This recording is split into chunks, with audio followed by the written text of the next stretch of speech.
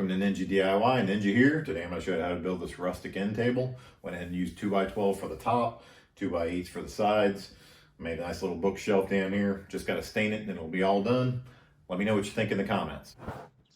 So first off, I went ahead and took my 2x12s, marked them out.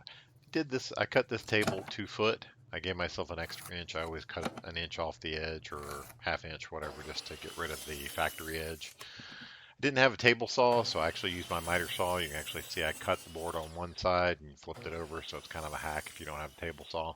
For the legs, top and bottom, I cut those at 35 degrees, and then the one leg that split, I split that. It should have been half of that, but I ended up having to cut it at 15 degrees. Save the small pieces too when you're cutting the legs. Those that you can actually see, I use these in several areas in the video, just to actually use for the clamps to hold the piece of wood in place. It is a little awkward trying to get these to fit in and actually hold them in place when you're doing the screws and lining everything up. And of course you can see here too, the center piece is kind of your most critical, so take your time here, line these up perfectly. I did go ahead and go back and forth with these, just trying to make sure the line of the leg was straight and also that the two bottoms were straight and they lined up with the side of the actual top as well. I'm going to go ahead and clamp them in using those end pieces like I was talking about, either the scrap wood that has that same angle. So I went ahead and put that in, and then I'm just drilling 2 holes here. The purpose of the holes is to put a dowel rod through. That was the best way I could figure that would align both pieces of the leg together. So drilling the first hole is obviously critical.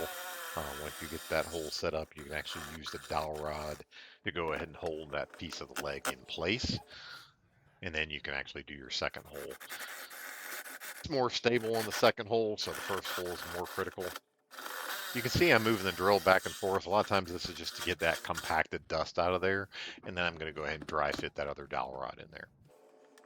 Now that that's done, they fit fine. I'm going to go ahead and swap it around. Make sure this other leg aligns. I went ahead and marked it just so that I know what I'm looking at when I reclamp these down. Again, I have my lines now just to go ahead and put these up against. Using my scrap pieces of wood just to hold everything in place. And you can see with 2 scrap pieces of wood, it's a lot more stable for this side. Once that's clamped in place, all I did was really turn it around and put it up against something solid. Used the tabletop, seemed to be the best piece. And then I used one of my scrap pieces to clamp one side just so it wouldn't move. And on this side, I'm using the actual drill holes that are already in there kind of as my guide, and also looking at the leg to make sure that the drill bit does not go too far to either side and actually compromise the wood. Once the holes are drilled, I do go ahead and dry fit the dowels again one more time. And then I'm just going to pull everything out and start gluing it all together. It is critical to make sure you get all the dust out of the holes. I actually had a clog in this where I just used the drill bit to knock it out, just to get all that dust out. Otherwise, the glue's not going to bond properly and the dowel won't fit as flush as you want it to. So once I got the glue in place and the dowel's in there, I'm going to go ahead and put it to the first leg. And I'm going to go ahead and glue up the other side. This was the hardest part for me, honestly, because I had to stand this up and really force these in. Apparently I drilled my dowels not at a perfect 90 degree, and because of that, it was really hard to get these to go together easily. So I did have to fight with them, shifting them back and forth a lot. And then I finally ended up using a block of wood and a mallet just to tap them into place. Once I got them good and flush, they just cleaned up the glue, and then it was ready to work on the top. For the top, I just went ahead and aligned it from side to side and end to end, just measuring it to make sure it's centered as much as possible on all these and lined up properly. And then once that was done, I went ahead and marked everything. And because of the top, the way I was having to do this, I did use the scrap pieces again just to clamp it in place to keep it stable. And to do that, I ended up using some scrap boards just to elevate the table, just so that the clamps wouldn't get in the way. Once I had the clamps in place, I did go ahead and draw a straight line just to go ahead and align my screws to make it more uniform in appearance.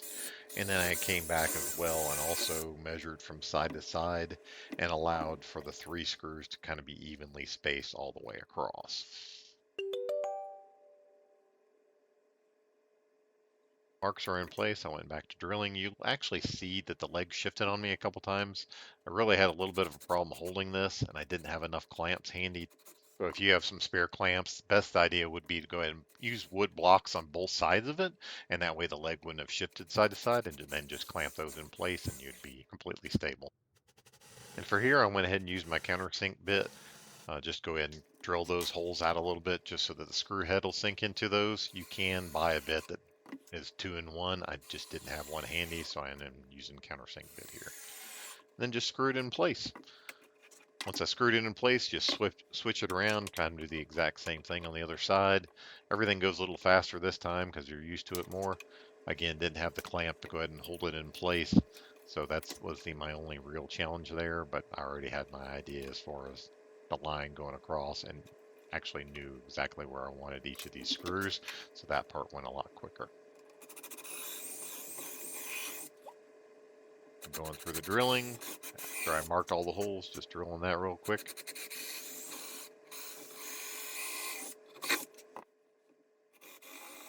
And using my countersink bits here just to go ahead and make sure that the head of the screw will sink down.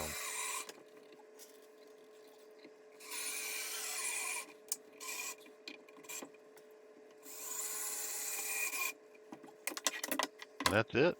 Everything was done. Everything's in place. Ended up really nice. But let me know what you think in comments, and then go ahead and like and subscribe. See you next time.